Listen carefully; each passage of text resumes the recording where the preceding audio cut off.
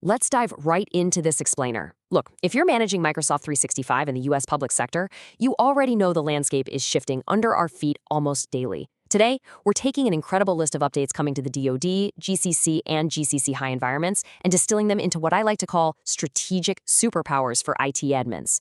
We're going to navigate the July 2025 roadmap together and figure out exactly what you need to know. The overarching theme today is this idea of transforming the workplace with AI-driven innovation.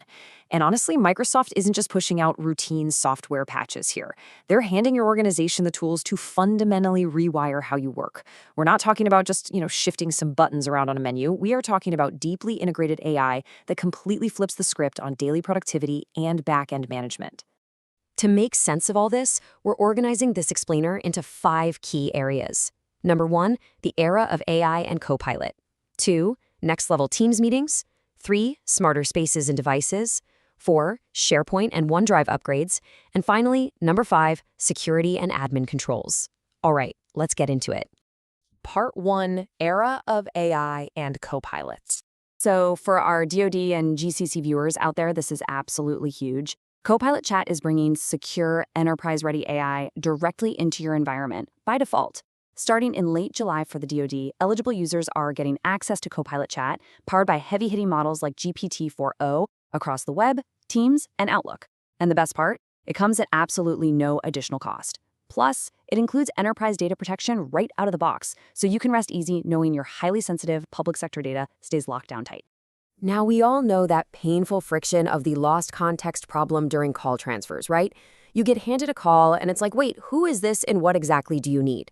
Well, now, when a call gets transferred on a Teams phone device, Copilot can instantly generate a quick summary of the conversation to brief the person receiving it.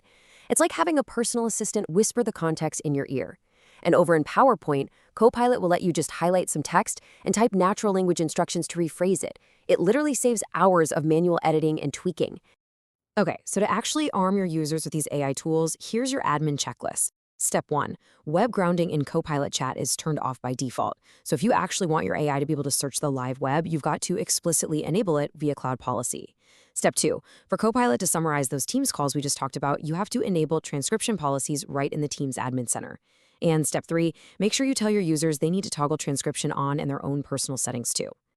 Moving right along to section 2, next level Teams meetings. Let's talk about distractions. Microsoft is finally solving that super annoying issue of auto-opening panels while bringing in a massive privacy upgrade.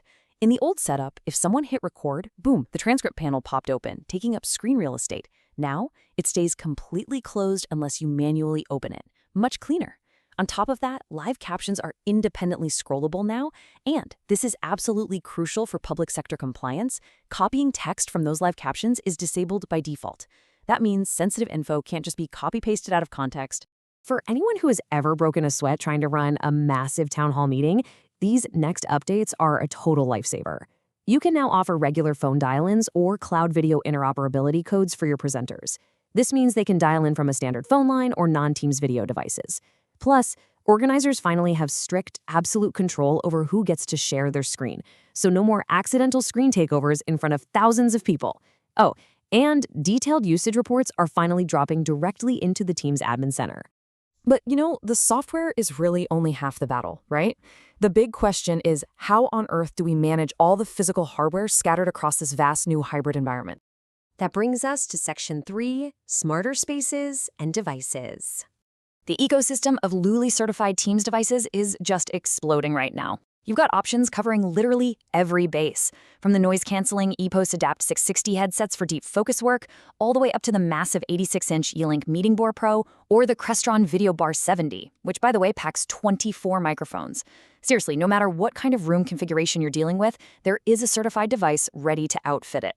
And to manage all that hardware, well, instead of endless clicking through complicated menus, admins can now literally just ask the Pro Management Portal's new AI assistant. I mean it. You can just type, hey, how many rooms have dual displays? Or which devices are running an outdated app version? Furthermore, the portal is adding peripheral health reporting for bring your own device spaces, so it's actually going to flag if a specific webcam or dock is missing or faulty before a user even has the chance to submit a support ticket. Total game changer. Before we move off hardware, make sure you triage these 3 steps. Step 1, Update your team's phone devices so they can actually access those new Copilot features. Step 2, ensure your BYOD rooms use multiple properly connected peripherals so the new management portal can track them accurately. And Step 3, take advantage of centralized control. You can now configure line keys like speed dials and shared lines for common area phones right there in the team's admin center. Let's shift gears to Section 4, SharePoint and OneDrive upgrades. So not only are your internet sites about to look significantly better with highly customizable headers and neat little estimated read times on news posts, but admins are getting a huge operational boost behind the scenes. You are finally getting top-level storage insights baked right into the Microsoft 365 Admin Center usage reports. This brand new storage tab gives you a high-level view of your whole SharePoint quota consumption, and it even recommends actions like archiving old inactive sites so you can actually manage your storage limits effectively without just flying blind. Now listen up, because this is a massive security shift happening on July 1st. When you integrate SharePoint and OneDrive with Entra B2B for your external sharing, any legacy links that were shared using the old SharePoint one-time passcode method, they are going to break. External users are just going to hit an error message. So you really need to get ahead of this and tell your users they have to manually reshare those files using the new, highly secure Entra External ID framework. Yeah, it's a little bit of short-term friction, but it is a massive long-term security gain. And finally, we arrive at Section 5, Security and Admin Controls. I highly recommend you mark these dates down on your calendar because the forced shift to modern authentication for Android Teams devices is officially here, and Legacy Off is a goner. By July 31st, supported apps switch over. By September 30th, Microsoft Teams rooms on Android must hit minimum app versions. And by December 31st, 2025, all authenticated traffic has to use Entra ID-based modern authentication. Long story short, if your devices aren't updated, they are going to lose connectivity. No way around it. To help solve the nightmare of persistent malicious actors, which is especially critical in DoD and GCC High, you now have a hard block list in the External Access Admin Center. In the past, just deleting a message didn't actually stop a bad actor from pinging you again, but now you can block their identity entirely, shut them right out. Oh, and one last gentle reminder. It is time to put classic Teams out of its misery. Microsoft is practically begging admins to run the provided uninstallation script to remove it for good, saving us all from troubleshooting a ghost app. So, here's your final backend action plan. Step 1, push those Android updates out to hit the modern off deadlines. Step 2, transition any custom applications off the legacy Yammer JavaScript SDKs because those are going to start returning 404 errors by the end of July. And Step 3, run that uninstallation script and pull the plug on Classic Teams completely so your users don't face any weird disruptions. Wow, okay, we have covered a massive amount of ground today.